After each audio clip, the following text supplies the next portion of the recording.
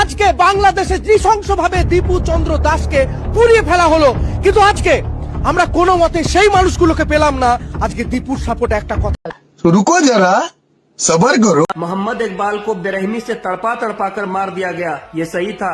3 मुसलमानों को ट्रेन में पुलिस वाले ने बेरहमी से मार दिया, ये सही था। नासिर जुनैद को जिंदा जला दिया गया, ये सही था। मासूम बच्चे के सर में गोली मार के हत्या कर दिया गया, ये सही था। तबरेज अतहर को बेरहमी से तड़पा कर जिस्म से खून निकाल निकाल कर मार दिया गया, ये सही था। अपनी राय कमेंट में जरूर देना। बांग्लादेश में जो हुआ मैं उसकी निंदा करता हूँ। धर्म के नाम पर एक दूसरे को काटा मारा जाता है, यही तो पॉलिटिक्स कुर्सी वाले चाहते हैं, ताकि आवाम जनता रोजगारी नौकरी की बात ना करे। ये वीडियो ज्यादा से ज्यादा शेयर करना ताकि सभी लोग असल पॉइंट को समझ सकें। কিন্তু এক সপ্তাহ আগে যে বিহারে একটা মুসলিমের নাম ধরে তাকে মেরে ফেলা হয়, তা এখন কেন তোরা ভিডিও বানাসনি?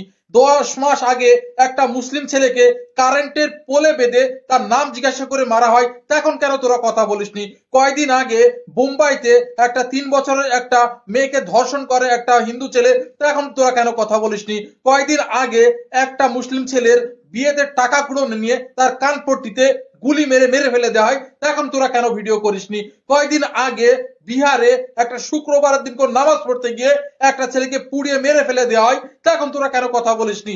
এখন যখন বাংলাদেশে একটা অ্যাক্সিডেন্ট ঘটেছে, মানছি সেটা অনেক বড় ভুল হয়েছে, ভিডিও করছিস খুব ভালো কথা।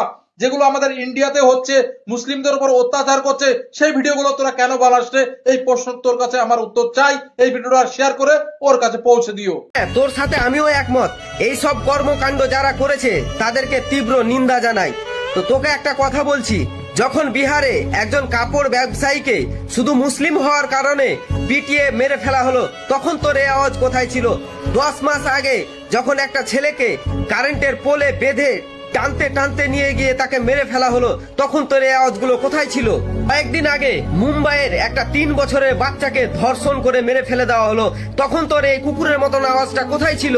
কয়েকদিন আগে একটা ছোট্ট মুসলিম বাচ্চাকে বিয়ে বাড়িতে যখন গুলি করে মেরে ফেলা হলো, তখন তোর এই আওয়াজ কোথায় ছিল?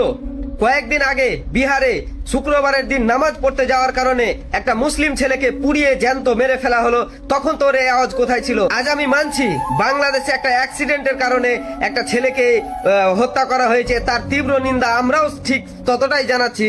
তো তোদের তো এই সব নিয়ে একটাও ভিডিও দেখিনি এর আগে। যতগুলো মুসলিমদের উপরে অত্যাচার হয়েছিল তখন খুব মজা নিয়েছিলি বসে বসে, এখন কেন তোদের গুদে ঝাল লেগেছে?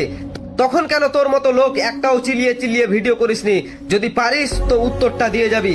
বন্ধুরা এমন ভাবে ভিডিওটা শেয়ার করবে যাতে ওর কাছে ভিডিওটা পৌঁছে। আইন নিজের হাতে তুলে নেবেন না, এই কথাটা যারা বলেন ভিডিওটা তাদের জন্য। কয়েকদিন আগে এক কুলাঙ্গারের বাচ্চা, এক বাউলের বাচ্চা, বাউল আমাদের আল্লাহ তাআলাকে নিয়ে বাজে কথা বলছিল, তার কোনো বিচার হয় নাই। আমরা আইনের হাতে তুলে দিয়েছিলাম, কোনো বিচার হয়েছে? আইন কোনো বিচার করতে পারছে? পারে নাই।